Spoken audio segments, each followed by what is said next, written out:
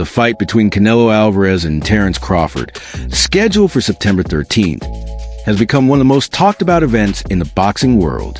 Fans across the globe are counting down the days, excited to see two of the sport's most accomplished fighters square off in what promises to be a thrilling and historic showdown. But while the hype continues to build, a growing number of boxing insiders and experts have started to raise concerns. As the fight gets closer, attention is shifting to some key factors that could dramatically influence the outcome, especially Terence Crawford's long stretch of inactivity and the considerable leap he's making in weight class. These are not minor details. In fact, for many who follow the sport closely, they could be the exact reasons a fight might lean in favor of the Mexican champion, Canelo Alvarez. Terence Crawford's talent is not up for debate. He's widely seen as one of the most technically sound and intelligent fighters in the modern era. His ability to adapt mid-fight, switch stances, and read opponents makes him a nightmare for anyone standing across the ring. However, boxing is not just about skill. It's also about timing, rhythm, and conditioning, all of which can suffer when a fighter has been inactive.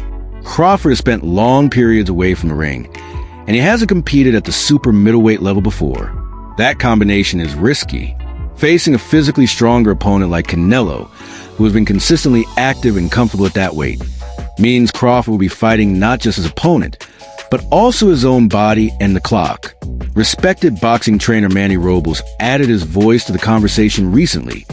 Speaking to Pheno Boxing about his thoughts on the matchup, Robles has worked with top fighters throughout his career, and his insights carry weight in the boxing community.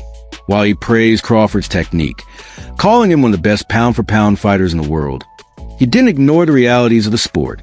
Robles emphasized that staying active is critical, especially when going up against someone like Canelo, who has remained sharp through frequent high-level competition. According to Robles, Crawford's inactivity could very well be the factor that holds him back, despite his obvious skill. He acknowledged that Crawford is a complete fighter, elusive, accurate, smart, but still warned that ring rust is real and could show on fight night. Beyond the physical and technical concerns, there's also criticism about how the fight was made. Some in the boxing community feel that Crawford jumped the line by securing a bout with Canelo without first proving himself in the super middleweight division. Fighters like David Benavidez, David Morrell, Christian Bilai, and Ossie Iglesias have been putting in the work, defeating top-tier opponents and climbing the rankings. In contrast, Crawford hasn't faced elite competition at this weight, and his move up is seen by some as a shortcut. These critics argue that no matter how talented Crawford is, skipping over proven contenders doesn't sit right and could be dangerous for the integrity of the sport. They also point out that Crawford's age, recent inactivity, and lack of experience at higher weights could make this challenge too steep. Despite the growing list of concerns, Robles maintains deep respect for Crawford and hasn't lost faith in what he brings to the ring. He highlighted Crawford's high ring IQ, his ability to switch seamlessly between orthodox and southpaw stances, and his knack for dictating the pace of a fight. Robles even described a matchup as evenly balanced in terms of skill, calling it a true 50-50 contest. Still, he admitted the concerns about how inactivity affects performance can't be ignored. Even the most skilled fighters need momentum, and Crawford's break from the sport, especially while moving into unfamiliar territory, adds an unpredictable element to the bout. His strengths might keep him competitive, but whether they'll be enough against someone as complete and active as Canelo remains the big question. This is where the debate becomes even more interesting, between what we know about a fighter's ability on paper and how that translates inside the ring under pressure. Crawford's boxing mind is second to none. He sees openings before they appear, and he executes strategies with near perfection. But experience shows us that inactivity can dull even the sharpest minds and slow down the fastest feet. Unlike Canelo, who has been in regular battles and consistently stayed in fighting shape, Crawford has to play catch-up, both physically and mentally. The concern isn't whether Crawford has the tools. It's whether he's had enough recent time in the ring to use them effectively against one of the sport's most battle-tested champions. At the end of the day, the matchup is compelling because it's not just about who's stronger or faster. It's about who's better prepared.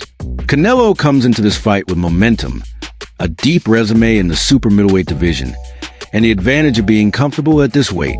Crawford enters with brilliance, but also with question marks.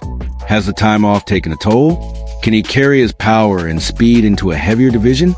Can he keep up the pace against someone who's fought the best and beaten him? These are the questions that make this fight so fascinating. One man is climbing into new territory, while the other stands firmly in his domain. If Crawford pulls it off, it will be one of the most impressive victories of his career. If he struggles, it may serve as a reminder that in boxing, timing, and timing alone, can be everything beyond the physical and competitive aspects. There's also a psychological element to consider. Terence Crawford, although a confident and composed athlete, will be under enormous pressure when he walks into the ring against Canelo Alvarez. Not only is he stepping up in weight, but he's also entering the fight as the underdog in many people's eyes, a position he's not entirely used to. The stakes are massive, and one misstep could tarnish his near-flawless legacy. The mental weight of defending his pound-for-pound status while proving himself at a new level could either elevate a performance or create hesitation, which is dangerous against a fighter as seasoned and aggressive as Canelo. Canelo, on the other hand, thrives in big fight environments.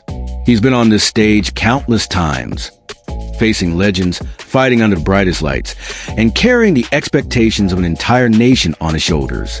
This is familiar territory for him. That comfort and familiarity will serve him well, especially against someone coming in with multiple unknowns. He knows how to handle pressure rounds, how to adjust when plans A and B fail, and how to drag a fight into deep waters if needed. All of these qualities could be crucial if Crawford starts strong, but begins to fade as the fight progresses, something critics fear due to his inactivity and unfamiliar weight class. Another factor that adds complexity to the matchup is how both fighters approach strategy and game planning. Crawford is known for being a slow starter who studies his opponent in the early rounds before turning up the heat. But against Canelo, that luxury might not exist. Canelo is known to attack the body early and often, gradually breaking down his opponents. If Crawford takes too long to get going,